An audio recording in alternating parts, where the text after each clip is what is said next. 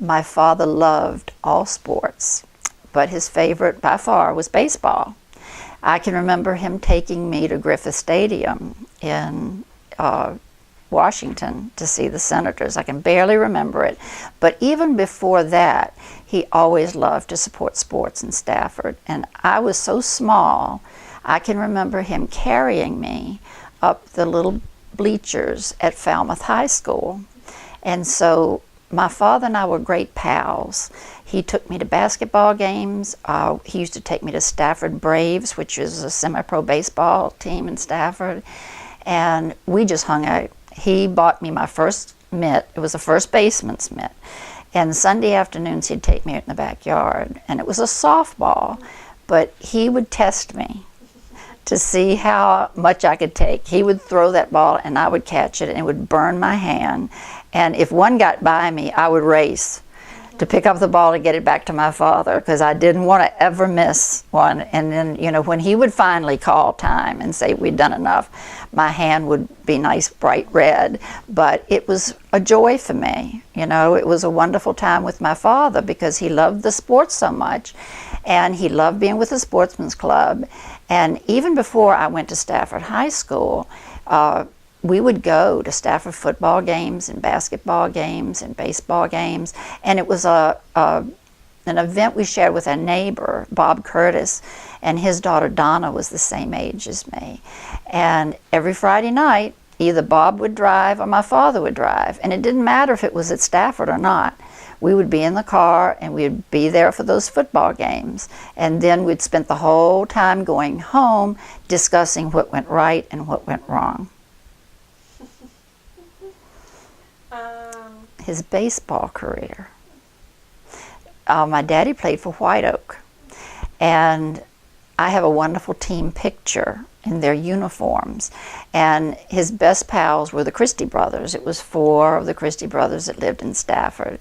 And my Uncle Toby was a pitcher, and my father was a catcher. And so this was way before my time, but I was, you know, wonderful stories about playing baseball. But my father played as long as he could, and then he played a little bit with our church team because there was a time when the churches in Stafford had softball teams. And my father played for the Berea Baptist Church baseball team, and he had suffered his first heart attack at age 48. And he stayed as active as he possibly could. But what was interesting, my Uncle Toby Christie he had set up a softball diamond next to his house, and that's where the church team played. And so my father would bat. My father would have Gary Stefaniga run for him. So it was so great because Gary would hang around because he was an athlete. He was a little boy then, but my father wasn't able to run, and so he'd say, "Gary, will you run for me?" So Gary would stand up there, and my father would hit the ball, and Gary would take off down first base. And that was, you know, it was always thinking, my father, always thinking about how to pull more people in, include more people. But that was one of the wonderful, wonderful memories of my parents.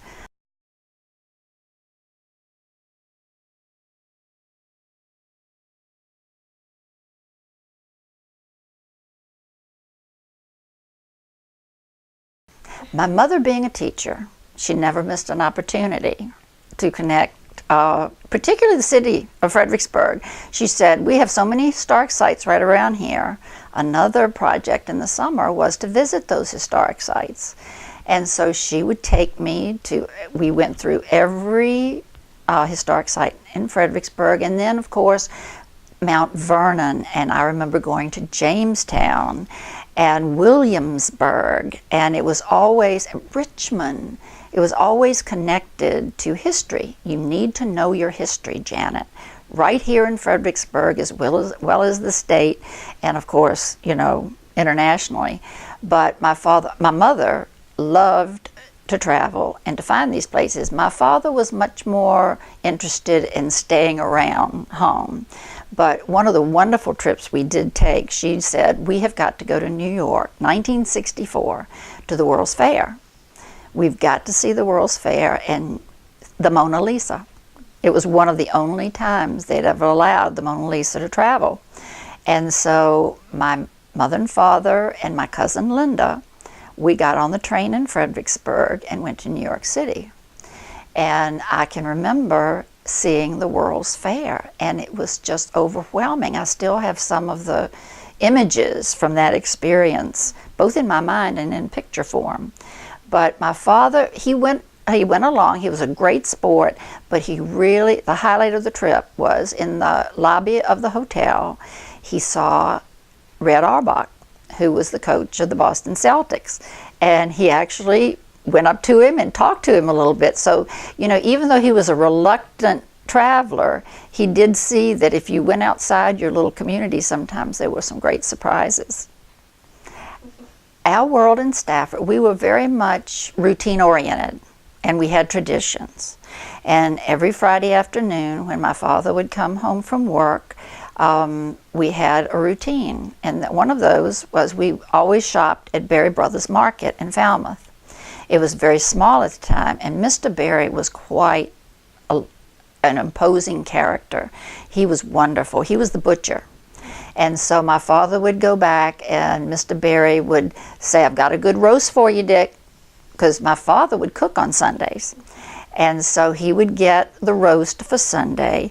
But one of my great memories was the fruitcake ingredients, because Mr. Berry would have these large boxes of candied fruits. And he'd say, "How much do you want?" And Daddy would say, "I need a pound of red cherries, a half a pound of green cherries, and a half a pound of yellow cherries."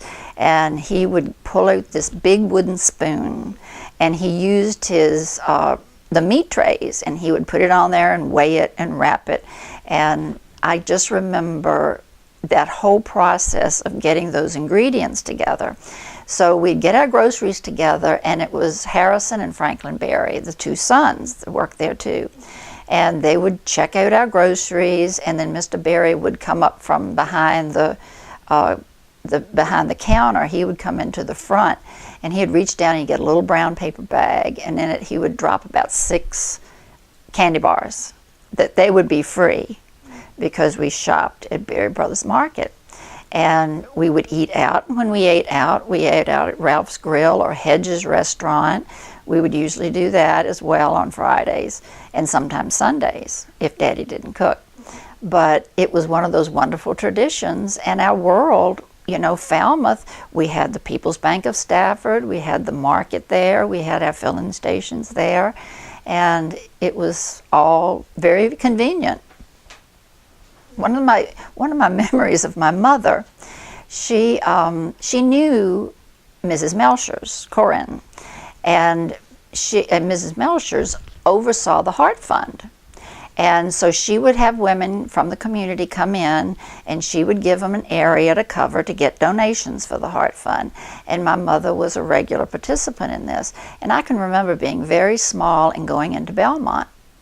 And I went into the dining room where she was serving refreshments, and the walls were covered with this wallpaper with huge peacocks, and it scared me to death. It was something about those peacocks on the wall that was just a little bit too much for me, and I got quite upset. My mother took me out and she said, "Oh, you'll be all right, everything will be fine." But my mother was very much involved in Belmont. After she had graduated from Mary Washington, and so when the whole issue of Belmont becoming part of Mary Washington, she even wrote her only letter to the editor at the Freeland Star in support of keeping Belmont and having it be a part of Mary Washington in order for them to oversee it and keep the integrity of the building and the history in place. Oh, another wonderful thing. My father loved cars. Anything my father loved, I loved.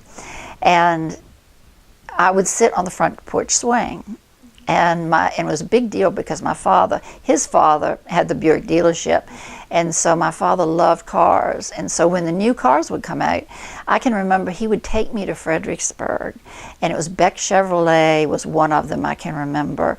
And we would park the car. It would be nighttime because they would have the windows covered because you weren't supposed to see the new car till the next morning. So I would run around trying to look through, see if there were any cracks so I could see what the new Chevrolet was going to look like. And I remember it was the 57 Chevrolet, and I think it was the most beautiful car I had ever seen. And I still feel like it's one of the most beautiful American cars that was ever made. But my father loved cars, and I would spend my time in the afternoons sitting on the front porch swing, and I would count cars that went down the 2-lane road of Route 17. And I would have my Chryslers, my Fords, my Chevrolets, and I would get so excited when a car would come down the road, and I would I would give my report to Daddy about how many Chevrolets and how many Fords, how many Chryslers went down the road. And I think now, can you imagine Route 17 that you could actually count them as they went by? And it was all part of growing up on Route 17.